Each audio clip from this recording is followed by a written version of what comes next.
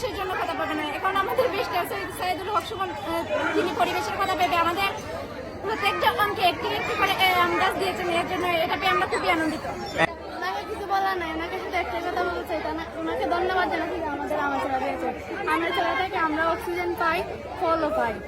আর আমরা যে শ্বাসটা ত্যাগ করি এটা তারা গ্রহণ করে, আর তারা যে মানে ত্যাগ করে এটা আমরা গ্রহণ করি, এটা তাই আমরা মানে আমাদের জীবন বাঁচাই।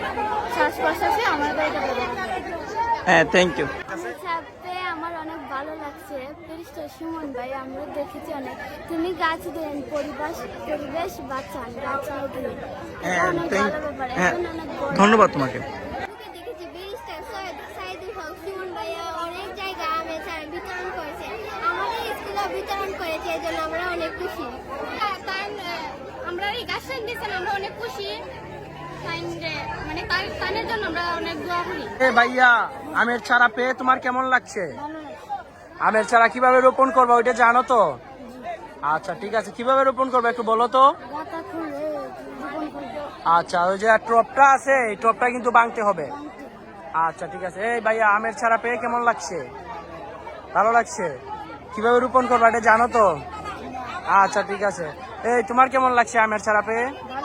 ভালো লাগছে? তুমি দিকে 2টা পাইছো, তোমার কেমন লাগছে?